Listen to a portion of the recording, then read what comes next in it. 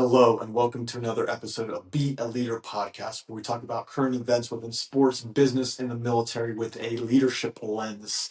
And I just talked about this last week, but it finally happened with the game, Michigan, Ohio State.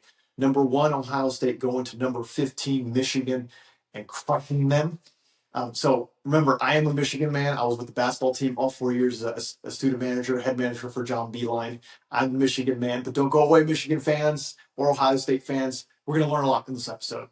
So we're going to talk about this game. It was 27-9 was the final score. They did play in Ann Arbor. There was little snow flurries there at the end, but it hurts for me. But we need to talk about this because leadership all over the place. Leadership all over the place.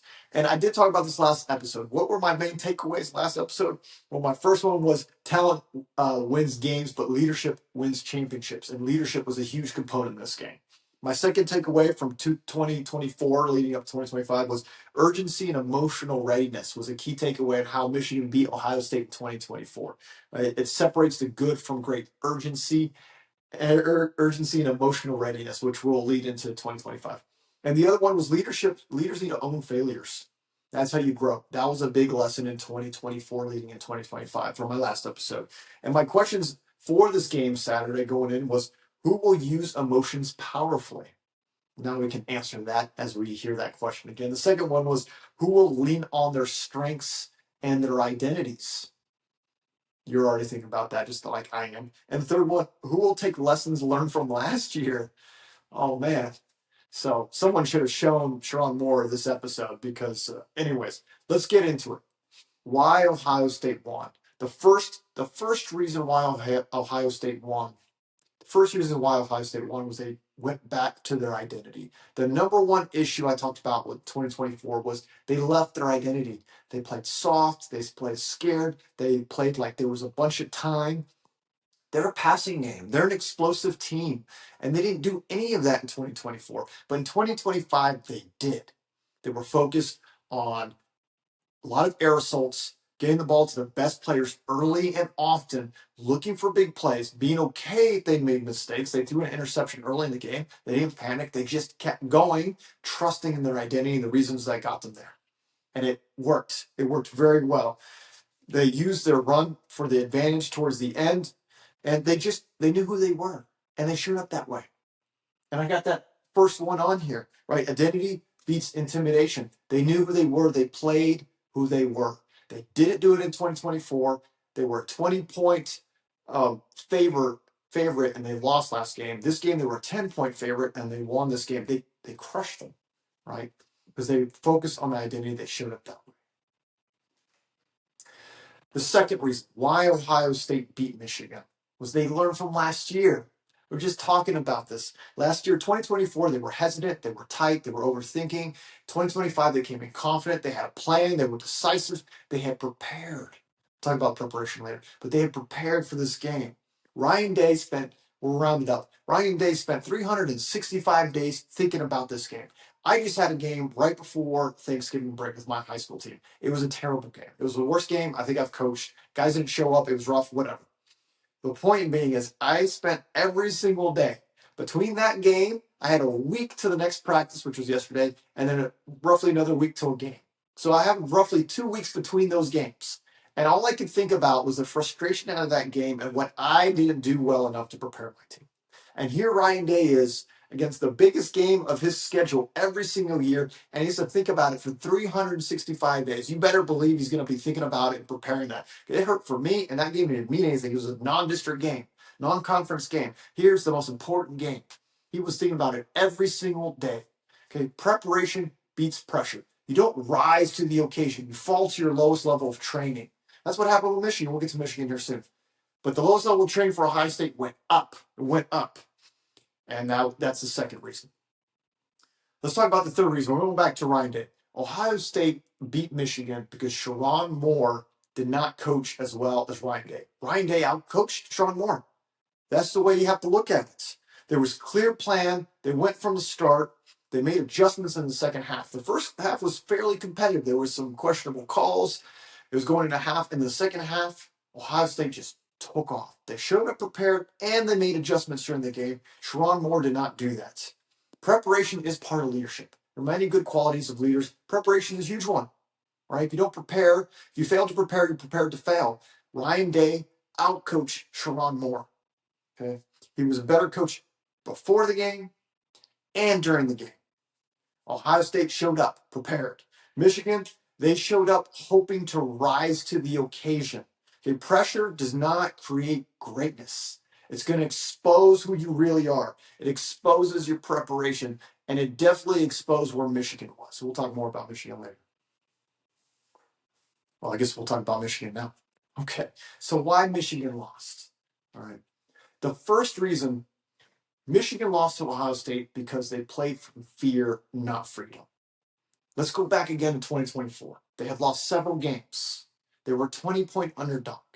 They had nothing to prove. No one expected anything from them. And they came out playing very focused, with a lot of energy, intentionality, and believing every step of the way. And I talked about that in the last episode. 2025 was different, right? They had streaks to protect. They were on like a 4-game winning streak. We can't lose that. We have a chance to go to the college football playoffs. We can't lose that. If everything goes our way, we can actually go to the Big Ten conference title in Indianapolis next weekend. We can't lose that. They played from fear. They played scared. And when you play scared, you're practically already playing to lose. You've almost lost already. The second reason, this one really hurt me watching the game. Michigan lost to Ohio State because they gave up on themselves. And I think there's nothing more frustrating than watching people give up on themselves. The second half was so bad. My dad left the game and went fishing outside. There in Corpus Christi was where I'm from. He just went outside, went fishing. Said, I can't watch them give up on themselves like that. It's too painful. This is the core issue I see a lot of times with talented players, talented teams. Things are going their way. There's all this swagger. Everyone's feeling good. We got high fives. We're smiling. Just life's good. We're in the moment. When things not going so well, then everyone starts swooping down their heads. They start playing soft. They don't play horrible defense. They're not talking anymore while they're playing. It's all just emotional. And it drives me nuts. As a Marine Corps man, as a Marine, it drives me nuts. It drives me nuts. We are our habits. We're made up of our habits. We're known by our habits. Look at the results. Look at the 2 games before. Northwestern, Michigan barely beat Northwestern. I talked about that game already. They barely beat them. They had to come from back behind. They had so many penalties. They were not focused. The fundamentals weren't there. They barely won. The Maryland game after that wasn't that much better. It was a tight game. It should not have been a tight game because Michigan has more talent. And now what? They come to Ohio State expecting just to show up and be great? Be great? Well, I haven't prepared for it. We are our habits. Ohio State exposed everything. The championship habits were never built. That goes back to the coaches. Let's keep talking about leadership. Michigan lost to Ohio State. It was a leadership failure. It started with the coaches. It continued with the players. But me being a leadership guy and a coach, I always start with the coaches because they're the ones that have to create that fabric. And most coaches don't do it because they don't know how. But the leadership failure was there. There was emotional mistakes everywhere. One of the players pretty much headbutted a referee. Just the emotions were just all over the place. Poor discipline, which has been through the whole season, is not going to magically disappear at the end, right? It starts with the coaches. You can't preach toughness, but not create the container for those behaviors to be built, muscle memory over time. Where's the pride? Where was the fight? No one in that game was saying, I'm going to keep going hard no matter what the scoreboard is. It wasn't there. No matter how cold it is, it wasn't there. And it's so frustrating to watch. Let's go on to the fourth point. Michigan lost to Ohio State. Bryce Underwood was a disaster. And it hurts to say. He was the number 1 quarterback recruit in the country as a freshman, came to Michigan, and threw 63 yards. Not in one play, the whole game combined. Any game, that's unacceptable. Any game, your last game, you're supposed to be peaking. You're supposed to be peaking at the last game should be your best game of the whole year. And it's the most important game of the whole year. You had it circled, highlighted, and whatever on your calendar. The most important game, and 63 yards is unacceptable. But I tell you, as bad as that is, I would not put all the blame on Bryce. You know where I'm going to put it. It's on the coaches. What is he supposed to do? He's 18 years old. You got to teach him. You got to mold him. You got to create him into that thing to be great. Okay, this is going on to the coaches. It's like they were trying to hide some secrecy. It felt like they were holding back the playbook. If you watch the Oklahoma game, it was like, why is Bryce Underwood doing all this? Bryce Underwood is not Warren, not Orgy from last year. He's Bryce Underwood. Why are we doing anything with him? That was Oklahoma week 2. And we're still doing it all the way in the last game against Ohio State. It was like they were trying to protect him. Bryce, protect him. Okay? Instead of preparing him. That's not how you become great, is protecting. It's by preparing. You stretch him. You challenge him. You allow him to make mistakes. You let him get dirty. That's how you get better. Look at Ohio State. They were romping everyone the whole time. And then they come in, no surprise. Michigan struggling, not being good with fundamentals, not challenging your quarterback. Guess what's going to happen against the best team in the country? Right? We can't save for surprise performances. It doesn't work that way. Okay? It's not leadership to hold them back. That's magical thinking. It's not coaching.